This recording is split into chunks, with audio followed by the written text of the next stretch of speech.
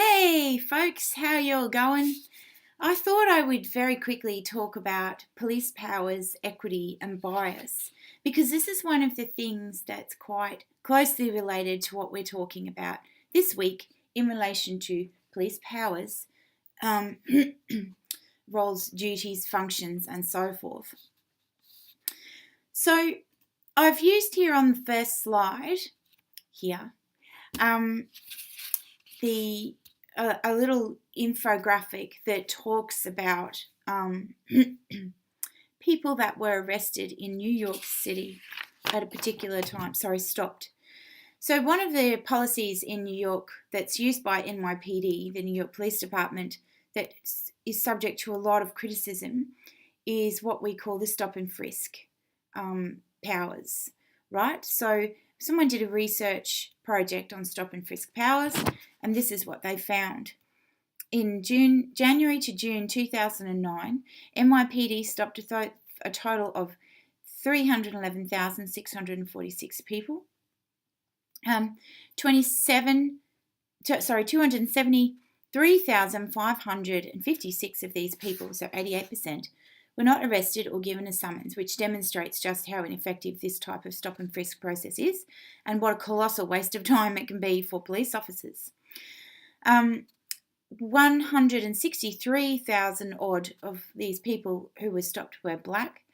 81,000 or so were Latino, and 9%, so 29,000 of these people were white or Anglo-Saxon. Overall, then, if we look at the tiny little bit of information down the bottom here of this infographic, and it's probably the most interesting, 24% of the overall population of New York City is black.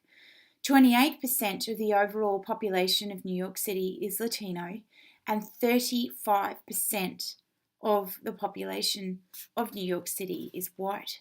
So even though white people make up most of the population of New York City, only 9% of them were being subject to stop and frisk.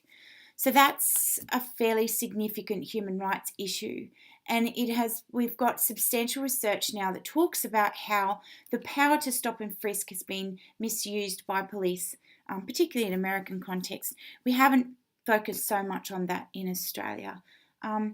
We have with some groups, such as Sudanese young people in Victoria, for example, but we need to certainly do more work on these types of powers in Australia.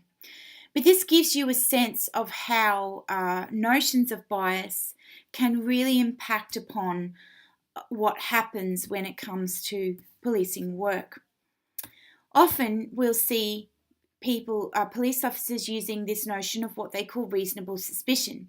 And this is something that is talked about across different policing organisations around Australia. Often they have a notion of what it means to be suspicious or look suspicious that they're working from when they use different types of stop and search with equity groups in particular. Police largely set their own priorities in this respect. And this is something that comes through a lot in the research that I do with young people, which is why I've chosen to use a few examples here from my own work.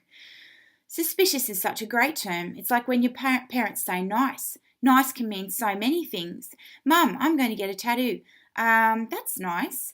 Suspicious could also you could use. Let me try again. Suspicious you could use to cover all manner of sin. Another person says, I don't like the way they can just come up and request ID and ask you to empty your pockets just because you look suspicious.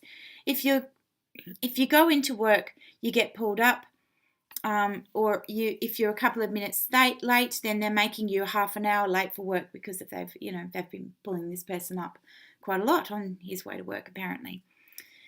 They always tell me that when they check my bag, you look suspicious.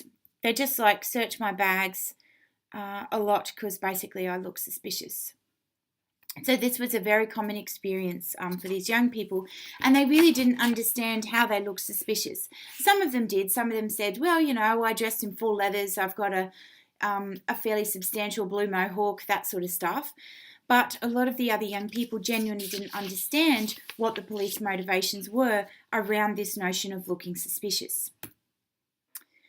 So there are some pretty major problems with police stop and search powers. Overall, stop and search powers are low visibility. That means that oftentimes the organisation doesn't see how often that police use stop and search powers. And most importantly, records can be constructed after the event, and this even happens when body cams are being used in relation to stop and search powers. There's a really interesting example talked about on the internet at the moment of Albuquerque police having altered evidence of a particular shooting in particular. So even when we're using body cam footage, and body cams have been implemented to try and increase the accountability of police by ensuring that all of their policing work with things like stop and search in particular, that was one of the areas that they were specifically targeting in relation to body cam footage in the US. They said, well, it'll make them more accountable. It'll stop them from stop and searching so many people who are of, Latino background, for instance. But they've actually found that hasn't particularly worked well. So Albuquerque police officers and supervisors were found to have altered and even deleted footage captured by taser manufactured body cameras from a controversial police shooting in 2014. In addition to this, a whole range of other issues have been raised about erasing or altering footage, and this particular employee says officers in multiple police department divisions, including those involved in police shootings and those assigned to specialised units, were instructed not to write reports until a review of their videos. If the videos had no images that were considered harmful to the department, the officers could write their reports saying that they had recorded a given incident. But if images were deemed problematic, then officers were instructed not to mention a recording in the report and to write the recording equipment had malfunctioned or failed, or officers had failed to turn it on. So that's pretty serious. It's very clear that the implementation of body cams to try and help with things like making stop and search more equitable and accountable is clearly not something that can be relied on in this particular instance. In fact, we've got fairly major problems with stop and search overall. Sanders and Young talk about this. Police records show that in 2004-2005, black people were 6 times, Asian people were 1.8 times more likely to be stopped and searched than white people, even though, again, white people comprised most of the community in that time. We can see this also happening in Ferguson. Just in 2013, 483 black people were arrested, 36 white people were arrested in comparison, 92% of searches and 86% of car stops involved black people. So it's really demonstrating a particular bias towards black people in relation to these types of incidences. Justifiability is another major concern, not just the number of stops that they use this power for. It's supposed to be used as a tool of public reassurance, but often it's being used in cases where there was no reasonable suspicion of a crime having been committed, and that makes it a very problematic thing. There's also problems around how stops and search are carried out, and this often comes about as a result of the officers using offensive and racist language, using homophobic language, for instance. That was a very common outcome in my study. Regardless of what the situation was, the young person often wouldn't have said anything or done anything, and this was corroborated by other young people who spoke about the same incident, and the officers would use homophobic language in their treatment of those young people. So just to give you a sense of what young people think about police searches, I think this is quite a good example. Ticket talks about how they were sitting around in King George Square. There was a whole bunch of goths and punks, and cops would come up to us and they would ask to look in your bag just randomly because they thought you might look a bit sus. And if you said no, they would take that as reasonable cause to then do the search, that you had something in your bag, and then they'd say, well, you said no, so now we have to because we believe you have drugs or something. It wasn't like that. It was like, oh, I have a pencil case with friggin' Telfast and paracetamol in it, and a Ventolin and a box of tampons. Ew, you just don't want someone going through your bag and pouring out your shit. So this is a very common understanding of police searches. They don't really understand why they're allowed to do this. They often end up being used in conjunction with young people like this who are seriously vulnerable, and most often seem to be used in conjunction with young people who have experienced some sort of physical or sexual abuse at the hands of friends, strangers, and most commonly, unfortunately, at the hands of their parents.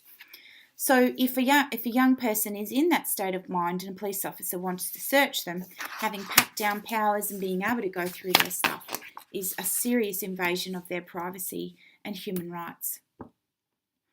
Most importantly, they are found to not be particularly effective. Only about 7% of arrests are a product of a stop and search. They are marginal for preventing and detecting crime, and they are absolutely outstandingly excellent for creating negative attitudes towards police, particularly amongst young people and other vulnerable groups, regardless of the age of those vulnerable groups. It can be people who have mental health issues, it can be people who have intellectual disabilities, a whole range of different vulnerable groups.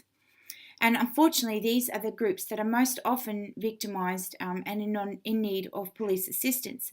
And we've got substantial evidence now that suggests that even though a person is substantially, and I mean substantially victimised, raped for 7 hours by somebody victimised, they will not go to police if they've been subject to some of these stop and searches in the past, because they just don't trust them. So one young person that I spoke to said, I hate them, talking about the police, their dogs, and if I could help a friend of mine cover up a crime, that I probably would, because the police don't deserve help.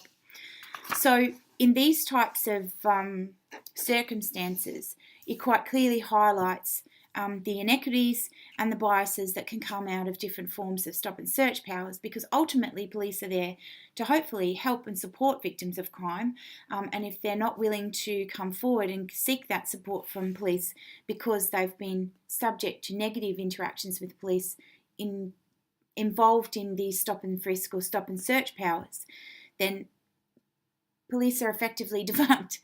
They're supposed to be in a position where community will come to them and ask for assistance. And these powers are the most problematic powers for discouraging people from doing that. Anyway, I hope that helps think a little bit more about the equity issues around police powers. And I shall speak with you soon. See you later.